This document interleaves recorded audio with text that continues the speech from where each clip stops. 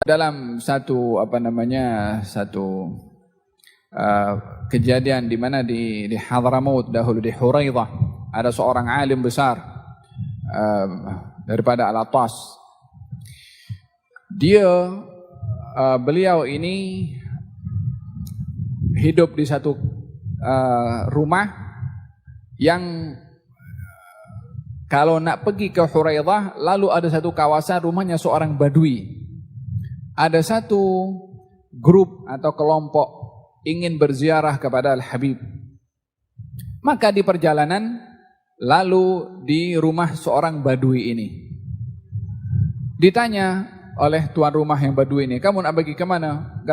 Ke rumahnya Fulan, Al-Habib Umar bin Abdurrahman Al-Attas. Kalau tidak silap saya, atau Habib Ahmad bin Hasan Al-Attas, salah satu. Kenapa? Disebabkan ingin mengucap tahniah karena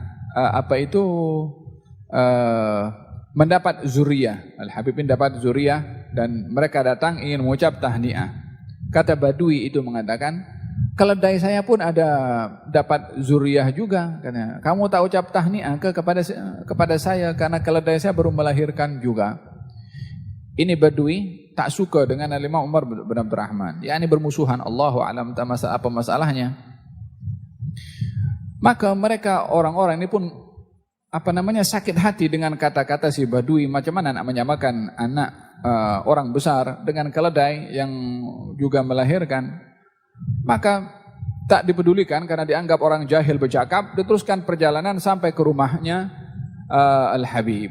Ketika sampai ke rumahnya, Al-Habib ini nampak macam ada satu yang tak kena kepada mereka ini dengan melihat kepada wajah mereka yang tidak senang. Katanya, apa yang berlaku? Kemudian diceritakan tadi ketika lalu di sebuah tempat, katanya dia mengatakan kepada kami, kalau kamu datang ke rumah Al-Habib ini untuk mengucapkan tahniah karena mendapat zuriyah, saya punya keledai pun dapat zuriyah juga, kamu tak ucap tahniah kepada saya ke? Kata Al-Habib mengatakan, kalau begitu jom kita pergi. Kita ucap tahniah kepada dia, kita bawa hadiah karena keledainya mendapatkan zuriyah. Orang ini pun bingung juga nak ucap, mana ada orang nak ucap tahniah kepada keledai punya anak. Kata Al-Habib mengatakan, saya gembira dapat anak, dia gembira dapat keledai. Bawa pergi dengan murid-muridnya sekali pergi ke rumah Badui tadi. Aku mendengar keledai engkau dapat anak, ucapkan tahniah pun juga kepada Badui tadi. Badui itu pun malu dengan tak boleh nak mengungkapkan, banyak orang besar datang ke rumahnya. Idfa' billati hiya ahsan.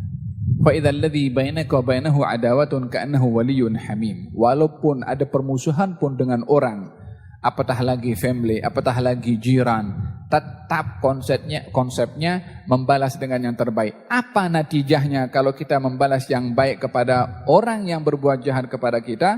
Ka'annahu waliyyun hamim, akan berlaku persahabatan yang rapat. Maksudnya permusuhan itu tidak melebihi, tidak sampai kepada yang memburukkan keadaan.